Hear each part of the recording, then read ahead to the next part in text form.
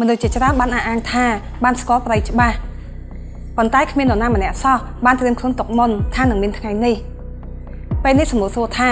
តើយើងបានត្រៀមខ្លួនទុកមុនហើយឬនៅប្រសិនបើប្រៃជាប់មានម្ដងទៀតបងប្អូនរឿងនេះវានឹងអាចកើតឡើងទៀតនៅពេលណាក៏បានដែរពេលនេះខ្ញុំសូមផ្ដល់នូវដំណោះស្រាយដែលអាចដោះស្រាយបញ្ហានេះបានបងប្អូនប្រទេសកម្ពុជាមានមាសជាតិចំនួន54តោនខ្ញុំសូមផ្ដល់យោបល់ថាសូមលក់ចេញចំនួន10តោនដើម្បីយកទៅទិញគ្រឿងអាវុធទាន់តម្លៃមាសវានៅខ្ពស់10តោននេះគឺកម្ពុជានឹងទទួលបាន$1300 លានក្នុងពេលនេះប្រទេសតែមួយគត់ដែលអាចផលិតប្រព័ន្ធការពារដែនអាកាសបានលឿនជាងគេនោះគឺប្រទេសកូរ៉េខាងត្បូងហើយឱកាសក្នុងការដែលកូរ៉េខាងត្បូងគេយកព្រមលក់មកឲ្យយើង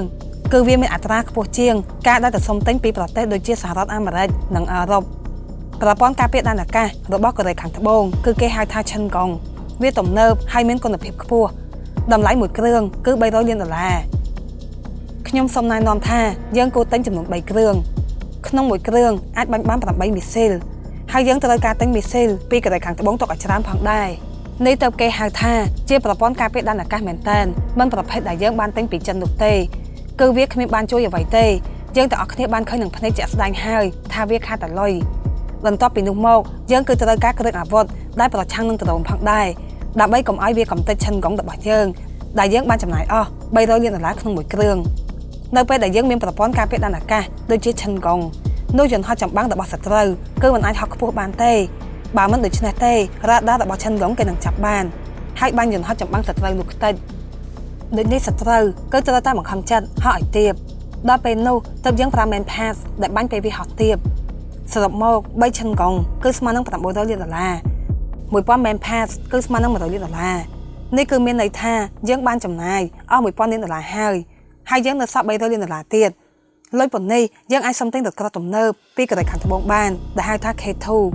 មួយគ្រឿងគឺ$8 លានយើងទិញតែ20គ្រឿងបានហើយនេះគឺអស់$160 លាននៅសល់$140 លានទៀតគឺយើងយកទៅទិញទៅរោងប្រភេទធំនិងប្រភេទតូចបងប្អូនសប្តាហ៍ថ្ងៃនេះប្រទេសកូរ៉េខាងត្បូងគឺបានក្លាយទៅជាប្រទេសដែលខ្លាំងខាងផលិតគ្រឿងអាវុធខ្ញុំគិតថាកម្ពុជាលក់មាសចេញចំនួន10តោនដើម្បីយកលុយទៅទិញគ្រឿងអាវុធទុកការពារប្រទេសជាតិក្នុងគ្រាមានអាសន្នបែបនេះគឺវាស័ក្តិសមបំផុតហើយបងប្អូនប្រទេសមួយគេមានទុនបម្រុងជាតិគឺដើម្បីទុកប្រើពេលប្រទេសជាតិមានបញ្ហាបែបអញ្ចឹងហើយគេមិនទុកមើលចាំដោះហួសពេលទេតើហេតុអ្វីបានជាយើងត្រូវតែលក់មាសចេញក្នុងពេលនេះព្រោះកូរ៉េខាងត្បូងគេត្រូវការរយៈពេល2ឆ្នាំទៅ3ឆ្នាំឯណោះក្នុងការផលិតគ្រឿងអាវុធមកឲ្យយើងបានដូច្នេះយើងមិនអាចពន្យាពេលបានទេហើយពេលដែលរកប្រមូលលុយប៉ុនបាននៅឆ្នាំក្រោយគឺត្រូវតែយកលុយប៉ុនហ្នឹងទៅទិញគ្រាប់មីស៊ីលទុកបន្ថែមទៀត